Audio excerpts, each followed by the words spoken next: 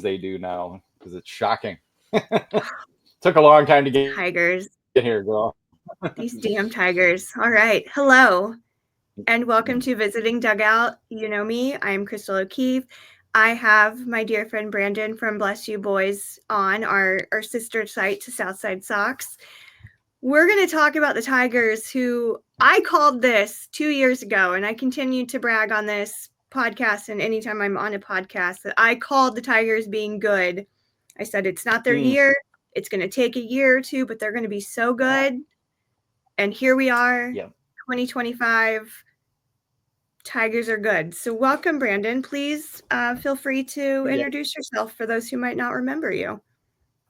Hi, I'm Brandon Day. I'm the manager of Bless You Boys. So I've been writing about the Tigers for over a decade and covering the farm system.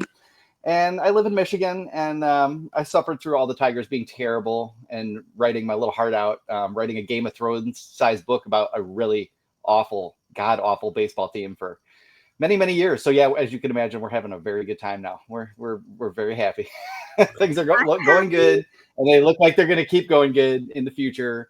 And I don't want to bring up Tony La Russa for over AJ Hinch, but that was kind of a dividing line in the sand, as it turns out, as I kind of figured. So. I am still haunted by the White Sox announcing Tony La Russa, but having AJ Hinch's signature on the social media post. Still to this day, that haunts me. And I would be haunted by this. Yeah, I know. As you can tell, the White Sox have done very poorly, and AJ Hinch has rebuilt this Tigers team. And it's, I'm not bitter. I'm happy for Tigers fans, actually. That's good, because I will say, at least for me, I rooted for you guys in 2005.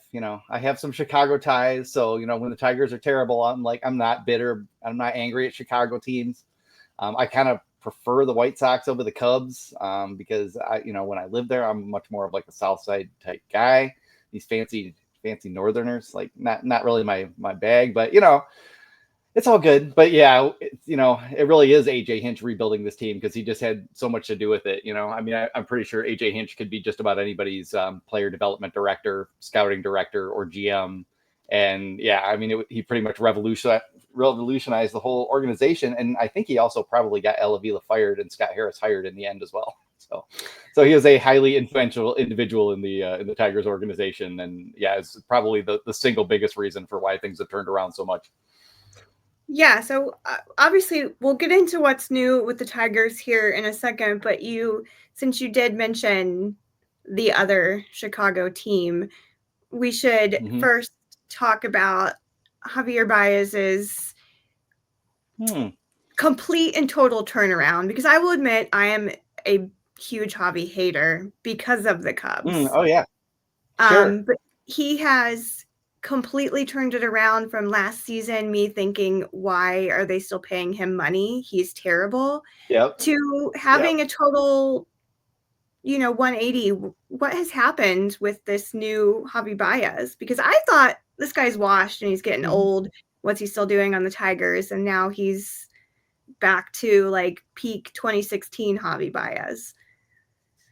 Yeah, maybe not quite all the way, but it was basically a countdown even this spring. Like how long are they gonna make us suffer through having Javy Báez, trying to play every day or whatever before it finally ends? But as it turned out, he'd been battling like a hip issue for like 2 years, and it had been giving him back trouble. And we knew about the back trouble, but it wasn't until last summer that it was kind of linked to the hip labrum being torn. And he finally got that surgery.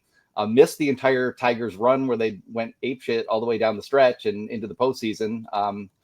And all of a sudden he's back. And, one thing that's interesting is that the Tigers did get him to cut down on his strikeouts even before the hip surgery. But that really seems to have done a lot. He's way more mobile in the box. He's still Javy Báez. He's still going to chase pitches and, absolutely try to tomahawk every, fastball that's within 6 inches of the zone.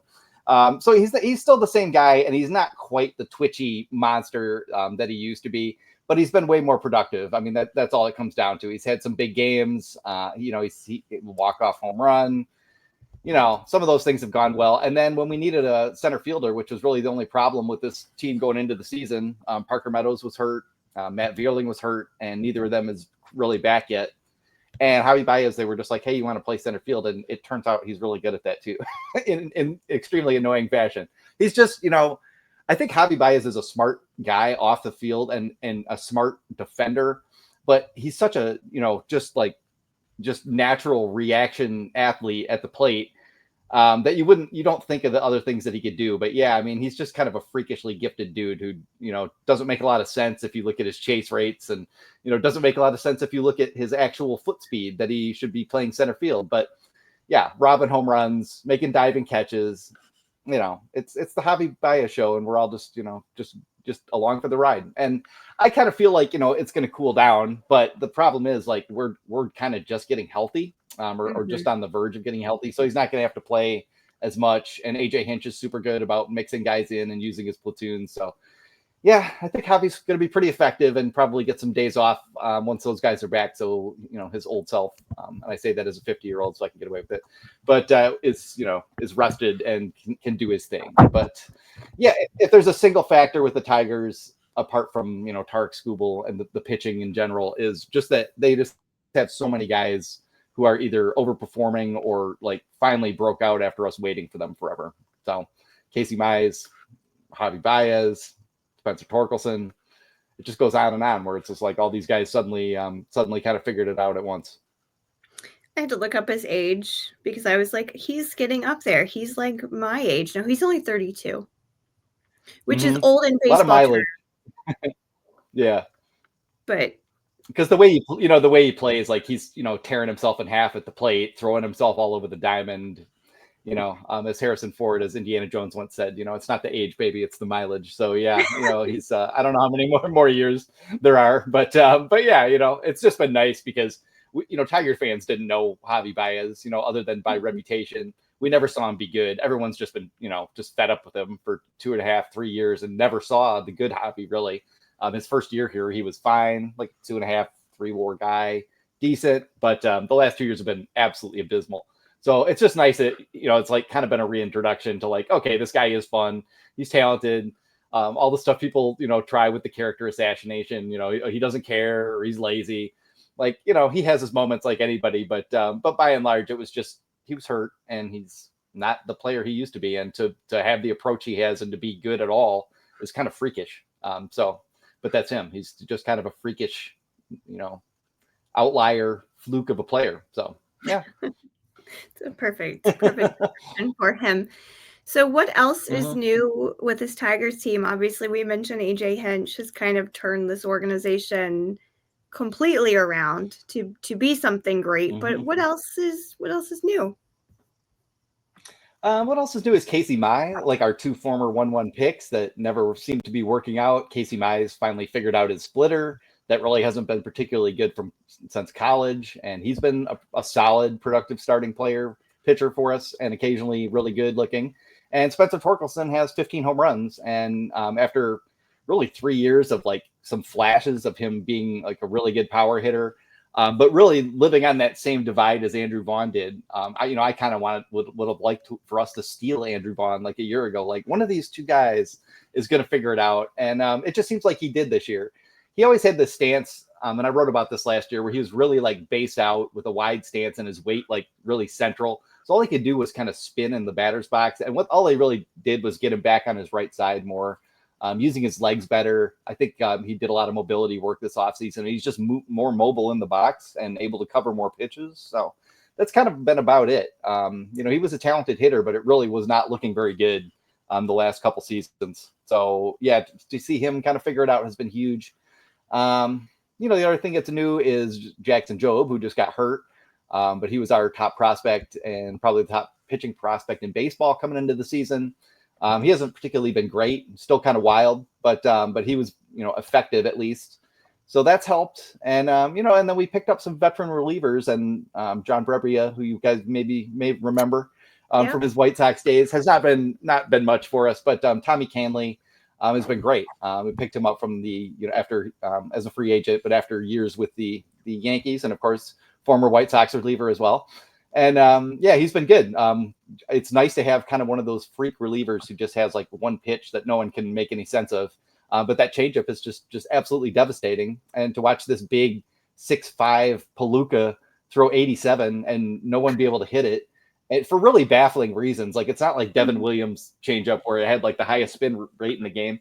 It's just deceptive. And you have this large mammal coming down the mound at you, and then it just like the butterfly comes right after it, and then you're just like, oh. So he's been fun. So that's been good. And then Gleyber Torres too. For whatever reason, Gleyber Torres, I don't think got hardly any offers after reaching free agency, after being the Yankees' second baseman and shortstop and a pretty good player most of those years. Didn't get much of an offer, so the Tigers gave him $25 million for 1 year, and he's just been locking down second base and playing really professionally. Just kind of doing everything well, coming through with clutch hits, walking a ton, not striking out, hitting some home runs. That's not really his game, but he's also been solid defensively, which is another issue that he had in New York at times. And I really think a lot of these guys come here and then they're getting to work with Joey Cora, and Joey Cora just seems like a beloved dude for all the infielders, particularly the Latin American guys just seem to love Joey and gravitate toward him.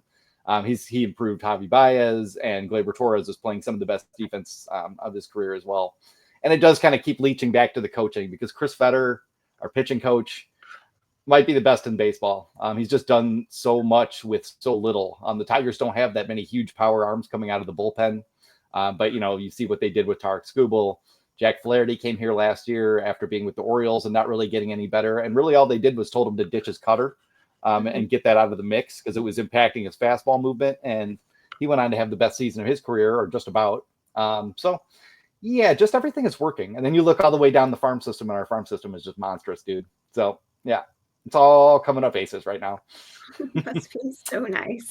Meanwhile, it feels amazing. Yeah. Meanwhile, Sean is currently in Charlotte because of how poor his performance had been. We don't have a legitimate first baseman. It has been like either Miguel Vargas or Lindin Sosa, who are not first basemen. Yeah, not a lot of power there. You did get Tauchman back though. Was he hurt the whole first month or something? Yeah, he was. He pulled something. I can't remember what exactly the injury was, but yeah, pretty early on he was injured, and he was gone for a while. Him and Corey Lee, one of the catchers, they both went down in I think the same game. And Tauchman was just running home, and it was a very bad send. It was a very questionable send home. Shouldn't have left the base. He got sent home and fell and was out for a good month. So that was a lot of fun. Just fell. That's a hell of a thing to just fall. Boom. But why does this stuff keep happening to you, Crystal? This is my question. Is Eloy Jimenez, just like so much talent, and just whatever, just trip over the doorway and hurt yourself every couple weeks. Luis Robert, I mean, I assume is just emotionally destitute from all this or something, because that dude is as talented as they come from what I've seen, and it's not happening. I really blame Jerry Reinsdorf. And I've had this theory that all Tiger fans who can hear me on podcasts for years, that I could never be afraid of the White Sox, because you guys have had 2 cycles where you had all these great prospects and they started to work out. But there's just a cancer. There's a cancer behind the scenes that goes all the way back to Chris Sale and the jerseys and Adam LaRoche's son. I remember all that. There's just something wrong. There's something fundamentally rotten in the culture there. And everyone has to go, as far as I'm concerned. Maybe Chris Getz can stay, because I like Chris Getz, and I think you've got a smart guy there. But everybody else has to be cleared away. I mean, you guys fired Jason Benetti.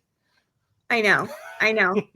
Nothing makes sense. Jerry is very much. He is cursed. I think he has cursed the entire place. I think he has just caused so much damage that I don't know that it can ever be repaired. I mean, and we kind of do notoriously break players. I mean, I can't remember where exactly Eloy is now, but he's not playing at a major league level. Poor Yermin Mercedes. He's in their farm system. Poor Yermin Mercedes came in this hot shot, and then Tony La Russa yelled at him, and then he was broken and now he's playing, I think, in the Dominican League somewhere. Tim What did he Anderson. yell at him for? Because it was insane. I know it was insane. He yelled at Because him he for hit a home run on a 3-0 count. yes, Well, yes. The Oh my God. White Sox were already up a significant amount. Apparently, he did not get the green light. He hit a home run on a 3-0 count, and Tony La Russa scolded him for it. And then he was broken after that. Like, just all of the emotional Respect damage. The game, Tony La Russa. Yeah. Well, I mean, meanwhile, Tony is napping in the dugout. I'm surprised he was awake for the home run.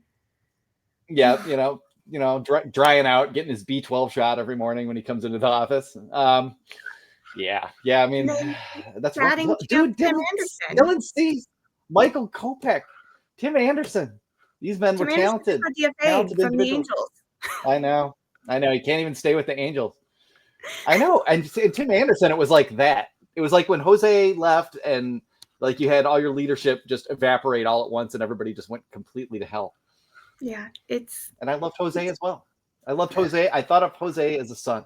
Well, no, all right, not a son, but maybe like Salvador Perez, like a respected elder statesman in the division who I love, And then he was broken. He went to Houston broken. Yeah. At least he was old, so we can accept that one. But man, Dylan Cease and Michael Kopech were two of the best pitching prospects I've seen in a decade. Obviously it's yeah. A lot of it must have hurt because even I mean, like we talk about it, we're just sort of in awe over here. Like, it was because it was this bad for us too. Alavila, was like a great GM pick for like the early aughts. Not when he became GM of the Tigers. He was light years behind, and it took forever for these guys to catch up. It really did take a long, long time. The Tigers didn't spend any money on the farm system from like I don't know time immemorial until 2016, maybe 2017. It was like bare fields, like they're changing in, like a high school locker room.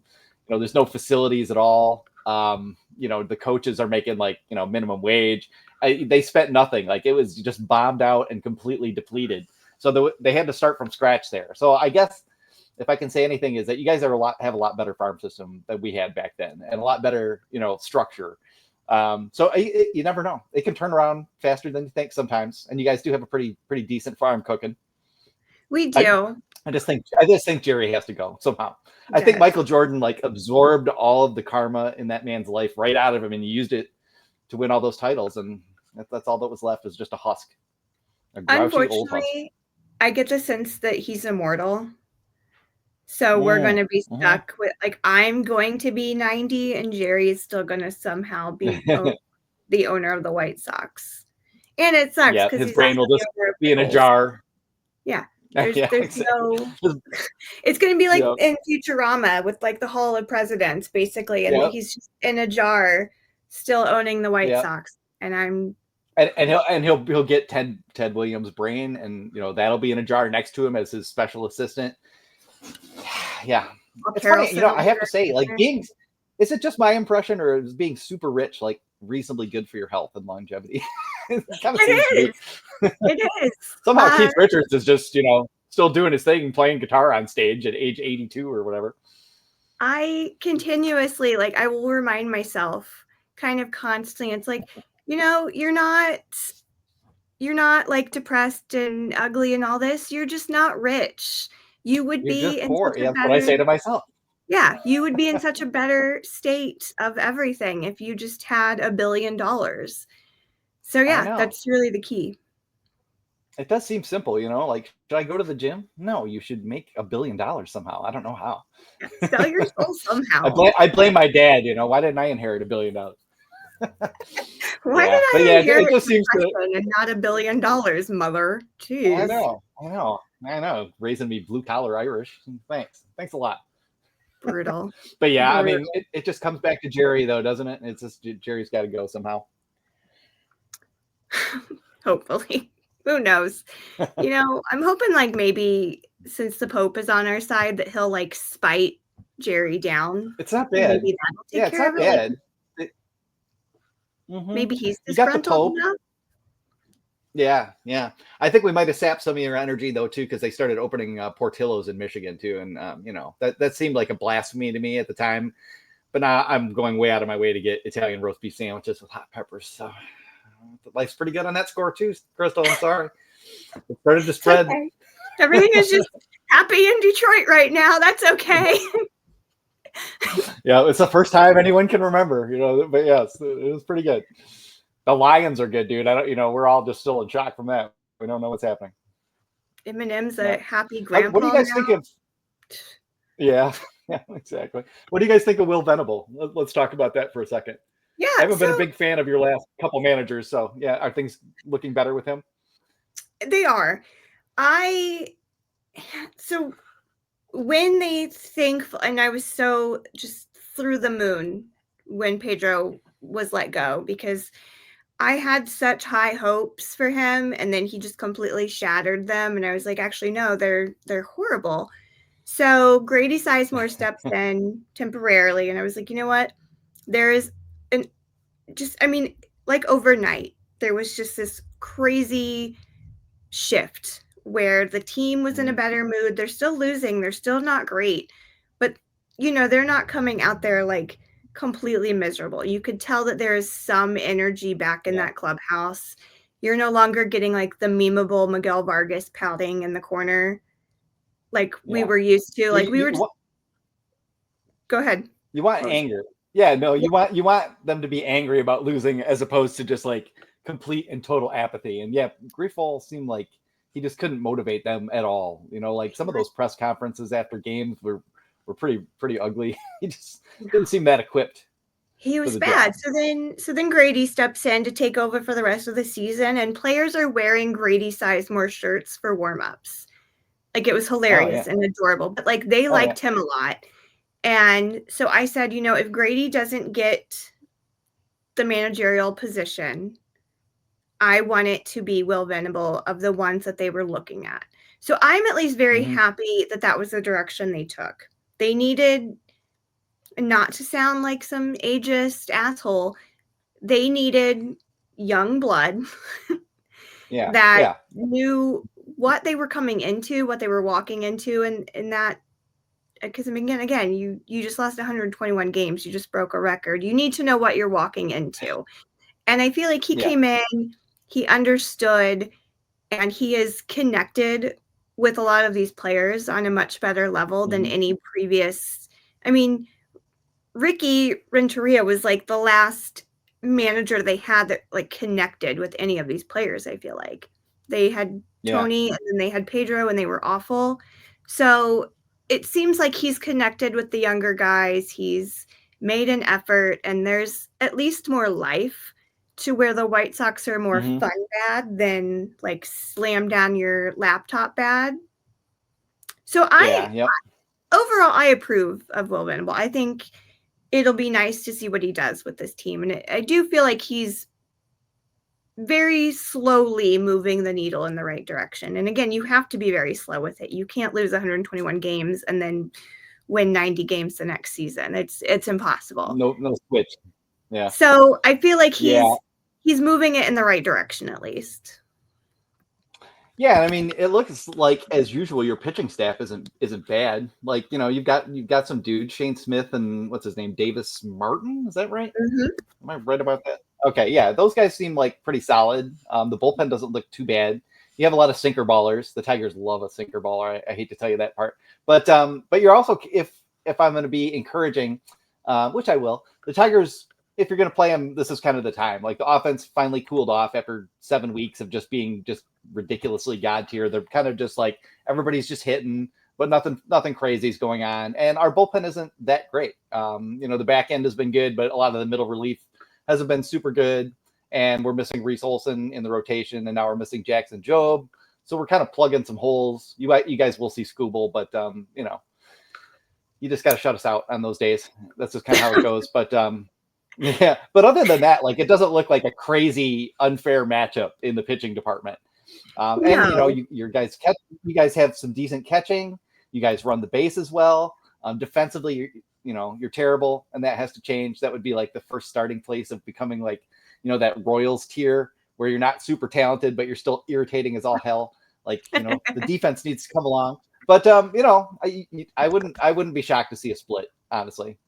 and we'll see Javy Báez get booed, and he'll probably hit a home run as a result. But that'll be fun. We love that. So before we'll take a break here in a minute, but before we do that, I just kind of wanted to ask, and we touched on a little bit, obviously, with some of your acquisitions. How do you feel about what the Tigers did in the offseason? I felt good about it. I think I don't know. I don't like to do the letter grade thing, but everyone always makes me, and so I was like B. Solid B. I really wanted Alex Bregman. The Tigers obviously wanted him really badly. They offered him like $171 million, and he countered with 186, and that was too rich for their blood. I guess the contention was that Alex Bregman wanted a first-year opt-out, and they didn't want to give him that. And to me, this just baffles me, because if they told you could have Alex Bregman for 1 year at $32 million, we would have been like, yeah. But for whatever reason, that seemed to kind of spoil the deal, and there's been a little bit of bad blood, at least. Like, Tiger fans don't want to hear about Alex Bregman, and of course now Alex Bregman is injured. I would have loved Alex Bregman. We spent like the difference they were apart in contract terms was what we spent on Alex Cobb, who is ancient and can't pitch. So that wasn't the best move of the offseason for them, assigning Alex Cobb as a depth starter, but he may just prove a decent stash. They brought back Jack Flaherty really cheap. The one thing that AJ Hinch has done too, on top of like the team just being good and young, and probably a place that a lot of players, if they're not obsessed with going to LA or New York and making the absolute most money, would really want to be, is that AJ Hinch seems like he runs a really like balanced, fair clubhouse that guys also feel loose and positive in. Because Jack Flaherty had nothing but good things to say about the Tigers after they traded him away, and he came back on a really reasonable 1-year deal with an option. That was the same deal with Torres coming here as well. Those aren't the kind of moves that they would have even had available to them before all this. So on those fronts, they were good. I would have liked to have seen them go get Bregman. Of course, they didn't. It was kind of weird. And our front office and AJ Hinch both had some slightly childish, like, well, we only want guys who really want to come here comments after that, which made me roll my eyes and laugh. I'm like, shut up, Yeah. It just sounds like some high school shit to say after the girl turns you down. So, that you that were didn't ugly enthuse anyway, me. Alex Bregman. Yeah, I only asked you out 10 times, but I didn't even like you in the first place. So yeah, that was a little bit cornball, but other than that, it was fine. The Tigers are going to build from within for the most part. We don't really expect to see like massive signings anymore. Mike Ilitch isn't around anymore, and Chris Ilitch will spend up to like maybe like league average, if the team is good, but they're not going to throw multiple $300 million contracts around. That's just not going to happen unless Tarik Skubal will take one of them, and I don't think he will. I think Tarik Skubal and Scott Boras are just like, oh yeah, you're gonna be the first $500 million pitcher or something. So we're looking forward to that. Losing Skubal in a year and a half is going to suck. So hopefully they make enough of a push to win something before then. You watch Jerry Maguire one time, and suddenly you're obsessed with being shown the money. Terrible. I know. Tarik Skubal, $300 million is enough for anyone, for God's sake. We just talked about this. It's all you need.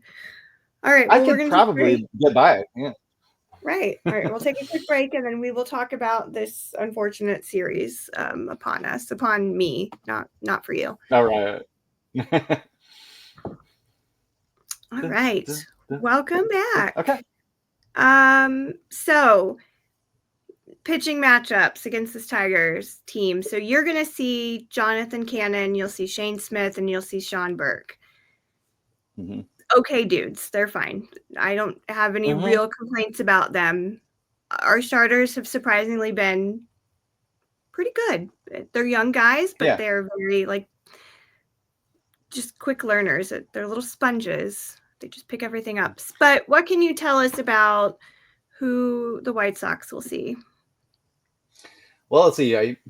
That's a good question. Who's the probable pitchers? No, it's Jack Flaherty obviously is going to throw you a ton of breaking balls, and the trick is to lay off the slider and especially the knuckle curve, because he's just going to just dose you with really, really good breaking stuff. But his fastball is hittable. He's still 92 to 94. Not a ton of life on it. It's kind of almost like a cutterish four-seamer. So he could be hittable sometimes, and he hasn't really been on a very good run. He started out great in April. He's been struggling a little bit, and he will give up some homers. And I guess I could say the same thing about Casey Mize, where Casey Mize was absolutely cruising along and then had a little hamstring strain. And since he's come back, he's been fine, but his command hasn't been as sharp. Casey Mize has a really good riding fastball too, and it's like 94 up to 97. But the thing that really changed things for Casey Mize and this, like the comeback stories that have kind of powered the Tigers so far is that Casey Mize really figured out the splitter. And basically, I think all he did was tweak his grip slightly and started throwing it harder, because it was like 86 before, and now it's more like 89, 90, and he's getting a ton of whiffs on that again, to go with a pair of decent breaking balls, but nothing crazy. So those guys are beatable. I would be surprised if they got absolutely rocked by your offense, but they could definitely scratch out 3 or 4 runs and hold the Tigers down, because I don't think the Tigers are really swinging the bats that great right now. And then obviously you're going to see Tarik Skubal. Enough said. Best pitcher in baseball. He's just going to attack the strike zone. He barely even throws any balls anymore. He just fills up the zone, and everyone looks bad and hurts themselves trying to hit it. It's been sick stuff to watch. I saw Prime Verlander. I didn't think I would ever see a Tigers pitcher that good again. And then Max Scherzer turned out to be almost that good for a while, or maybe even equal. But yeah, Tarik Skubal right now, at least like in this last like year and a half, is definitely on that level, or perhaps on a higher plane. So, and the thing about Tarik Skubal of all aces is like he can be fiery. He'll yell and scream, but he will also joke with the other team. He's out there like laughing it up with Sal Perez every time one of the other beats the other one. He's kind of looser than you might expect. He was like screaming at the crowd in Cleveland in the postseason, storming off the mound, like telling them to bring it on and all this kind of stuff, which we'd never seen before, because he is kind of a quiet, mild-mannered dude. And it was like it all just came out of him, and he was an absolute animal through that whole series. And I think he kind of like dialed it back and thought to himself, like, this isn't really me. I'm good riding the emotion to a degree, but he's like, fuck the crowd, and like, just like going off, just absolute animal stuff on the mound. So he's kind of dialed it back. He's a lot of fun to watch. He's not any fun to face. And then we'll have to kind of piece something together, and I don't really know what they'll do for the third start in that series. I don't think Reese Olson's quite going to be ready. If Reese Olson comes back, that won't be great for you guys, but I think they'll probably kind of have to piece a start together, maybe with like Brant Herter, who's like our big sinker ball and lefty in our bullpen, who used to be a starter and was a pretty decent starting prospect on his own. So they'll probably piece together some kind of bullpen day, and they're pretty good at that, as we saw, all the second half last year. AJ Hinch and Chris Fetter are pretty good about knowing how to match people up through the lineup, how to force the opposing manager to like put in their pinch hitter and then screwing them somehow later in terms of platoon advantage based on that. They're tough to beat that way. So that's probably what you're facing.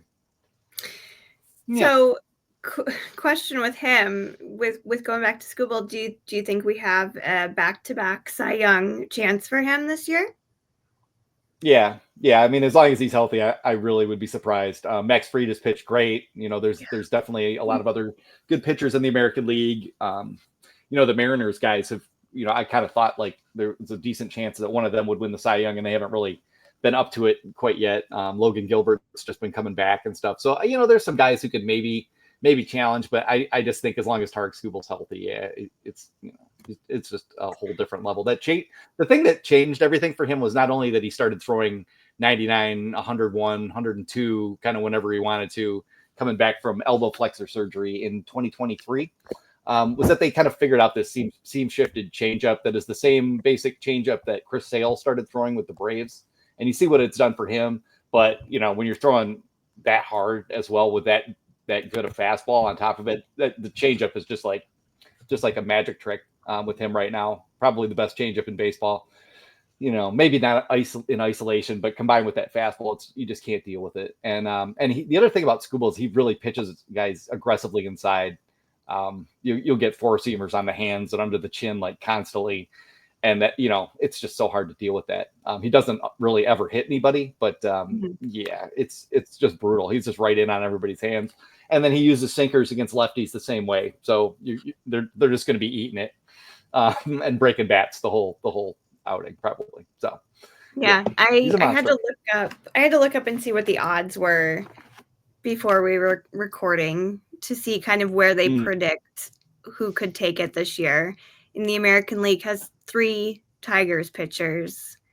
It's a bunch of either it's Yankees or Tigers, and then we do have 2 Mariners in there. Ryan Wu, I've been kind of following him quite a bit. He's been really great. Oh yeah. But yeah. 3 Tigers pitchers in the top 10 predictions for that Cy Young Award. So, what's it like? That's pretty nice. I probably wouldn't go that far. I wouldn't have Flaherty there necessarily, but I don't know. I don't think Casey Mize or Reese Olson's going to win the Cy Young either. Flaherty's but not good. even. You know, they're just. Jackson even mentioned it is Will Vest, and Casey Mize. It's the other one aside from Skubal. So yeah, Jack's not even listed. Oh wow, yeah. Well, that probably makes sense. But Will Vest is a good closer, but he's not. I wouldn't really put him in the category of like prime Mariano or Edwin Diaz or somebody like that, or Kenley. So he's good. He has a really good fastball, but that's kind of it. Like he'll kind of show you the slider, but it's not a great slider. So he's a good reliever. I don't believe relievers should win the Cy Young anyway. No, I'm that guy for sure. I want it to be like a very prestigious reliever award, and let's go with that instead. But the game has changed, so I agree. I am with you. I'm an old head on that one. So yeah, me too. I still get real excited when a starter goes 7 innings. I'm like, oh, great, thank you.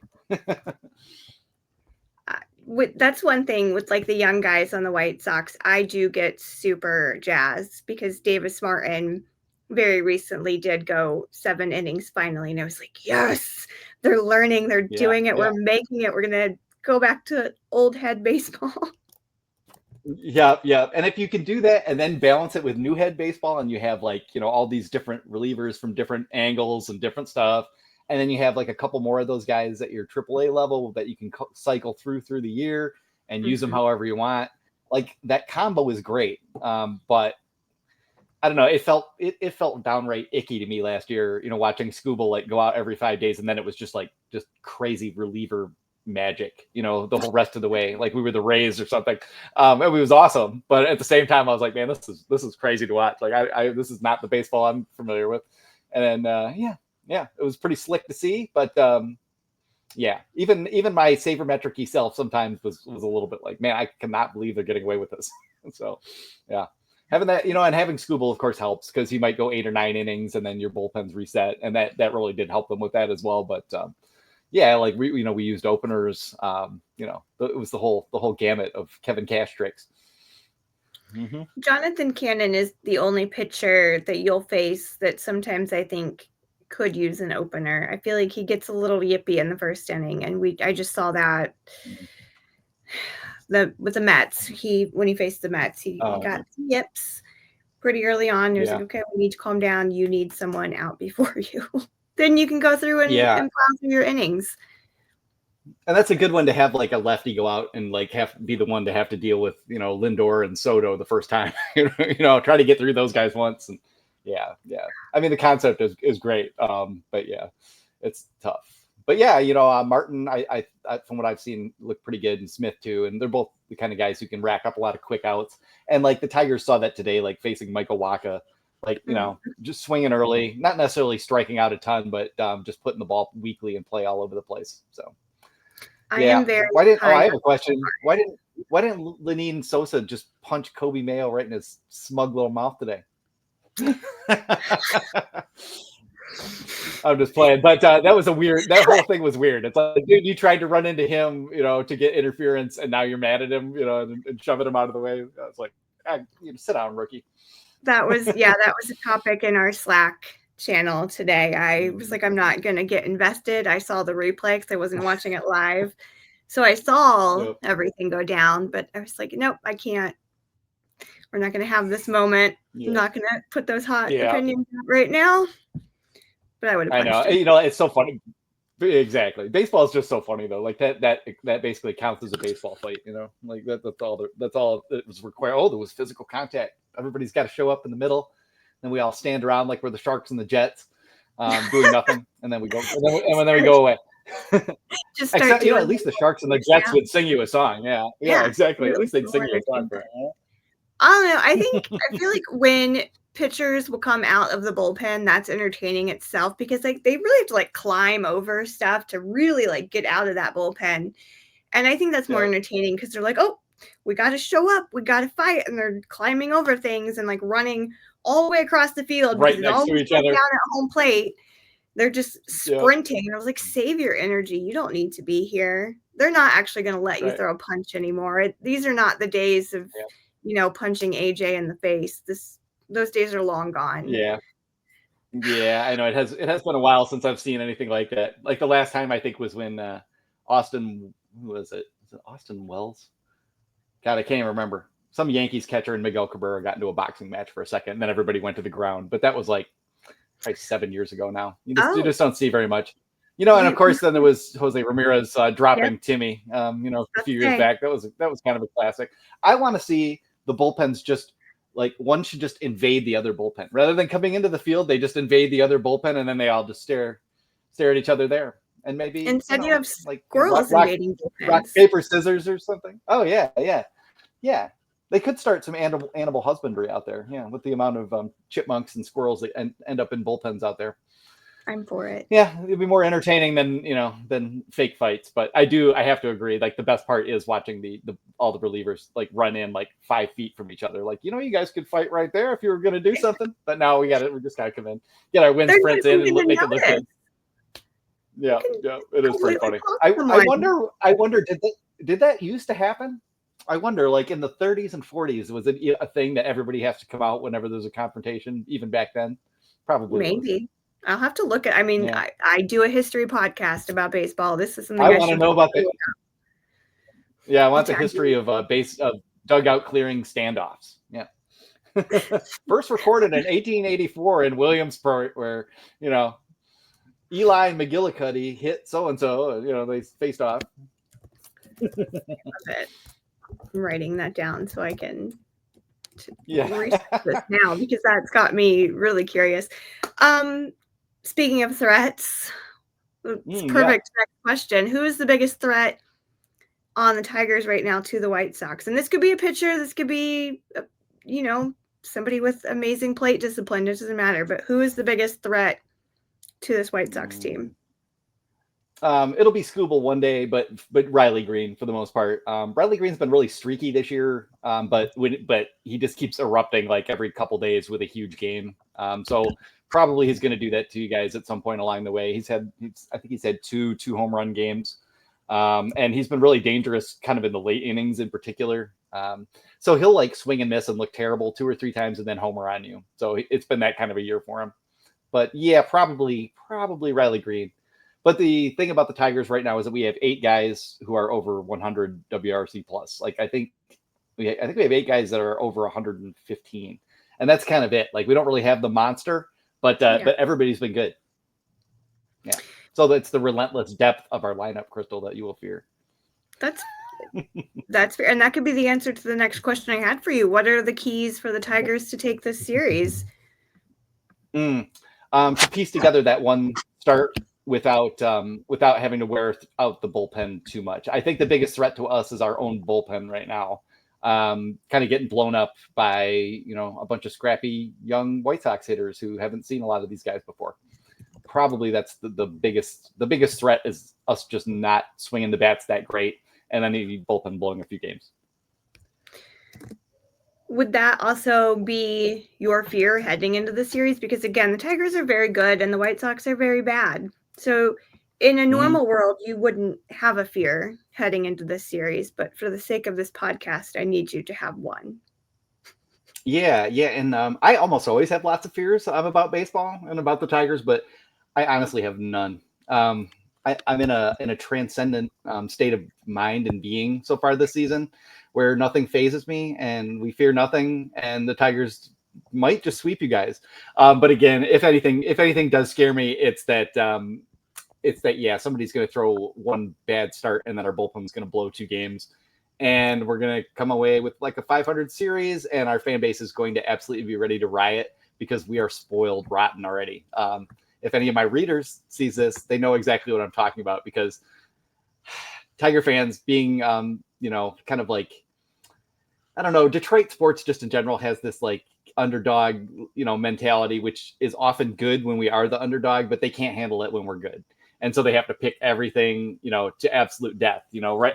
We have people arguing about whether Trey Sweeney should be our starting shortstop and having big fights about this because Trey Sweeney is not very good. But it's like, yeah, but we have 8 other dudes in the lineup, with a 120 WRC plus and or better, and we're playing great defense all over the field. So, but there has to be something, we have to have a whipping boy. And now that Javy Báez has been pretty good this year, he's not the whipping boy anymore. So they're desperately hunting for another one. And it probably exists in the bullpen somewhere for the most part. But yeah, you can pick our shortstop. Trey Sweeney's not been particularly great, but what are you going to do? Who has 9 stars on their team? Yeah, that's true. That honestly, because this next part, I like to move away from our teams and ask what your thoughts are on baseball, just in general. And you saying that kind of reminds me of what I've been seeing, all the discourse lately about the Dodgers or the Red Sox and how it's the end of the world because they are not doing this outstanding job right now. So suddenly these Dodgers and Red Sox fans are like, oh my God, everything is horrible. The world is ending. Our teams are so bad. Meanwhile, I'm just like, we've won like 20 games. So can't be that bad.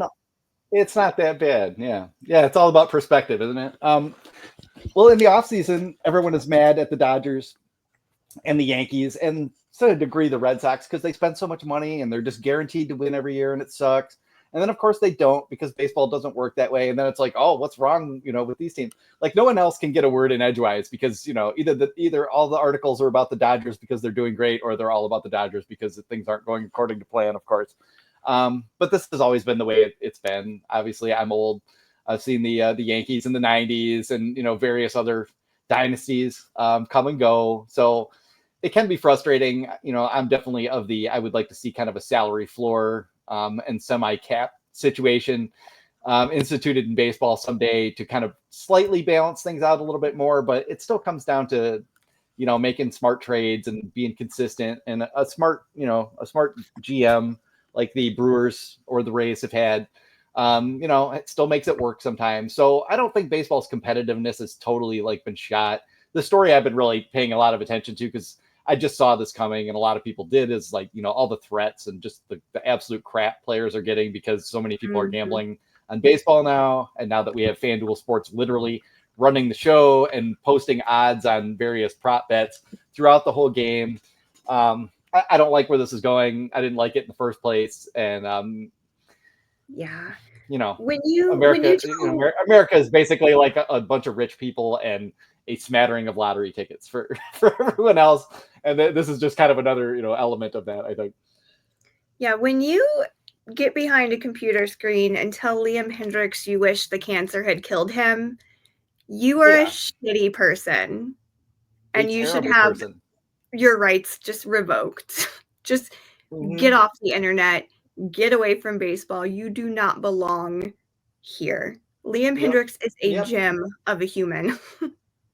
We don't say these things. I mean, exactly. And even if you're not, even if you're a bad human, it just doesn't, even if you're a bad baseball player, we don't need even Aroldis Chapman or someone getting, death threats online. This kind of stuff sucks in general. And it's just, it builds on itself. Lance McCullers' kids getting, threatening messages, this stuff is absolute garbage. And, the degens who are, either doing this on a $10 bet that they lost, or have gone insane and, decided to bet, $5,000 on whether so-and-so steals a base, on a Tuesday in, this month of each year. The whole thing is just out of control. But yeah, here we are. And then, and I mean, I'm sure same with you. You just knew it was going to be this way. The more and more you involve, there was a reason that gambling has never been allowed to be, integrated with sports like this. Pete Rose was supposed to be a cautionary tale rather than a prescient sign of, future business opportunities. So, yeah, I mean, it sucks, but that story has bothered me. And then, there's kind of the ongoing, how much are we going to like the ABS system?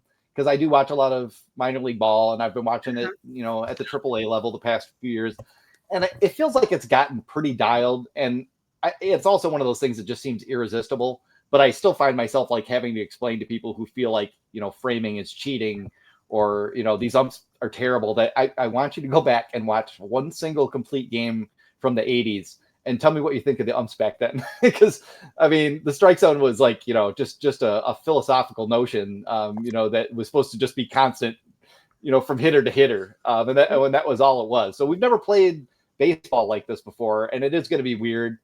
There's a lot of weird called strikes in the upper corners that you just never really see in the games. But then you also don't see anyone, no one gets any edge really at all. So yeah, it's going to be different. But again, it's just one of those things, like, since the technology exists to do it, we're going to do it. So they're going to do it. And probably people, will have to find something else to be mad about, because the umpire is also like a safety valve to let out the rage of the game. You can blame that guy, you blame this strike call, so you're gonna have to blame somebody else. It's just gonna be a happy little robot up there calling balls and strikes. And and I know it's gonna be it's gonna be the challenge system for a while. But I still think, like, after a little while of that, they're just going to use it full time, because it's just going to be instances where someone burned their challenges and then there was some huge missed call and everyone's going to freak out if it's the Dodgers or the Yankees losing on it, and then eventually it'll just be implemented fully, I'm sure. And I feel like I'm not really looking forward to it, but I'm kind of used to it. Yeah, and as someone who watches a lot of minor league baseball in general, because there's a minor league farm team in Indy, so it's really easy to catch those games. Oh yeah. I was already used to a lot of the things that they've implemented. I had no issues with the pitch clock thing, like perfectly fine. The ghost runner. I thought I was going to hate the pitch clock, honestly. Yeah, I did too at first, but then I was like, I've been watching this. It's never been an issue at the lower levels, and now I kind of like it. Now I think I had an issue with it at first because it was kind of a scapegoat of all these pitchers are injured now. What is happening? Is it the pitch clock to blame? Like, I was kind of one of those people that were like, is this some just crazy conspiracy? But then I was like, but now they're adjusting to it. You're not seeing these brutal injuries as much anymore, and we're used to it, and I don't think anybody cares anymore about it. And so I'm hoping that this whole system is just like that, where nobody cares anymore. I think you're right. I think it probably will be. When the pitch clock came out, it was like they banned all the sticky stuff at the same, like, basically the same time. It was like that, and then the pitch clock, and I thought those two things were gonna definitely, like, create like this massive tide of pitcher injuries, and instead it hasn't really changed things that much. Maybe there was an adjustment period, but it doesn't seem that bad. So that was all right. And my only complaint about the pitch clock, I love the pace of the innings, but I don't like as much going to see the Tigers and paying $50, $100 to go down there, and then the game is over in like 2 hours and 20 minutes. So I do feel like that has I feel like that has kind of like put me off of going to games quite as much, just because of the expense, and then the fact that, like, you can't get up. Like, I like to wander around the park. I like to talk to people at a game. If I get there early, that's fine. But if I am like running out of work at 4 to drive down to Detroit, I'm about an hour and 20, hour and a half, something like that, in traffic from the stadium. And so, like, I just can't really do that. And then you're just in there. You have to sit there, can't get up to go get a beer. You're going to miss like a whole inning or more. That part I haven't loved as much. But overall, it's a way better viewing experience at home, and the games don't drag on until midnight. So I mean, overall, it's definitely been a plus. I think as people who cover this game and do recaps, the pitch clock can be a godsend, because you're not up until midnight trying to put together words. In my case, put together why the White Sox blew a game, but you're not up until way too late at night trying to just recap a game. That I do appreciate, is that games are a little shorter for me and I have to recap them. But yeah, I'm kind of with you, and like I like to socialize during games. I have really bad ADHD, so I have to be up and moving if I'm like physically at a game. I can sit and watch a game, no issue at home, and recap it. But if I'm like in a zone and it's live, I have to be doing something. There's too much other stimulation. Yeah, I mean, I want to explore the park. I want to try different food. I want to just chat with people. I see people I know, and then I can sit still decently. But really only for like 3 innings, and I just start getting like, and okay. That park is I never used to be ADHD, but I might be developing it because I have a lot harder time than I used to sitting through a movie without getting up like 5 times to just like go walk outside for no reason. And I will give it credit. That park is a wonderful park. My kids, that's probably their favorite. They love Comerica Park. They think it's just a blast, and I've always enjoyed it. I was sitting here earlier today and I was like, do I want to go up and see it? I kind of do. Like maybe I'll go up this summer. Yeah. Because it is fun. It's an environment. Yeah, let us know. We'll get Raj and Chris and all the boys. Come say hi. My guys. It's pretty fun. I like I always like the White Sox park too, like from the time it was built, but it does feel like maybe it's getting a little bit older. It was so innovative at the time. It was just in such a weird spot. And I went to Comiskey like a bunch of times, and then right after that, it was like 2 years later, whenever that was opened, like 91 maybe or 92. So I saw it both like in short succession, and it was like watching the transition, from like the past to the future right there. And then the Tigers kind of followed suit because, Comerica is not that dissimilar. It's just that, it's just the Tigers everywhere. The kids love the giant tiger statues everywhere, I think, more as much as anything. And I mean, there's a little playground for them to roam around on. They can get on the all tiger merry-go-round. Yeah, exactly. So, I mean, that's cute. Yeah, I mean, who doesn't like that? I don't know. Like way back in history, you guys were cursed to be a sock team for some reason, and we have tigers. It's hard to compete. It has to be one hell of a sock, Chrystal. Like silk lined and like breathable, but warm when you need it. Durable. As someone whose favorite movie is The Wizard of Oz and grew up with like the lions and tigers and bears thing, I would love to be a tiger, but no, I am a sock. Yeah, with the Chicago Coyotes or something. I don't know. It doesn't really ring a bell. No, we're just. You guys don't have mountain lions. No, we don't. No, not in the city. No mountain lions in the city. Probably. I'm gonna almost be sure that there's one somewhere. And then we have in some dude's apartment. Because we've got the football team are the Bears, and then the Cubs are Bears. Bulls. You have double bears. That's true. Animals. Yeah. And are they the Bulls because the meat packing industry used to send all of its meat from out west to Chicago for processing? Or did they just think Bulls were cool? I wonder. There's another question for your history. Why do they have their name? Chicago is the meat packing capital, The meat packers, terrible name. Green Bay didn't think so, I guess, but oh my gosh. Ew, Green Bay. Gross. Hope that we can just agree on no Green Bay. Yeah, we're 100% there. Only thing from Wisconsin I want is some cheese. Guess what, Wisconsin? Your beer sucks. Chicago and Michigan have way better beer. I can't even drink beer, so I'll agree with you. There's nothing in Wisconsin for me anymore. Trust me. Yeah, no, nothing you need. Nothing you need from there. Yeah, there's probably, I don't know, I guess in Madison there's probably some awesome food of some sort, but anyway. But you're near Chicago. Who cares? You have it there. The food in Chicago is way better. I have to say that's almost certainly the case. And Detroit too. We got all the like Syrian, Egyptian like combination, like all the Chaldeans who came here after the Iraqi invasion. Like the food level in Detroit has always been good, but getting all the Middle Eastern in there now is it's off the charts. We're in a great spot right there too, Chrystal.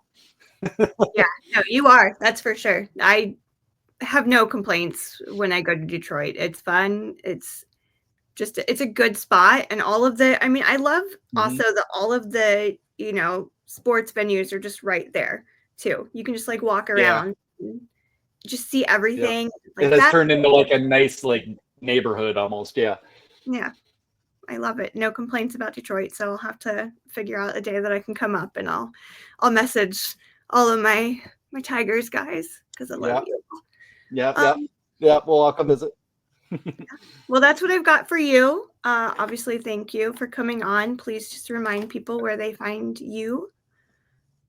Yep, you can find us at Bless You Boys on X. I always want to still say Twitter because those days were a little better there. Functionality, come on. But anyway, yeah, blessyouboys.com. You can find all of our work there if you're interested in reading more about the Detroit Tigers, which I'm sure all of you White Sox fans really, really are super stoked about. Like, find out, like, how good we are and like all the good things happening in Detroit. It's like an hour Thanks a drive. lot for having me, though. It's always great to talk to you. And there will be you guys' day will come again when Chicago rises up out of the ashes and dominates everybody again. And I'll be like, like I'll just have like a little toe on the bandwagon probably again, unless we're so good at the same time. The funeral pyre of Jerry Reinsdorf. Those are the ashes we are rising out of. Yes, and all hail our new pope.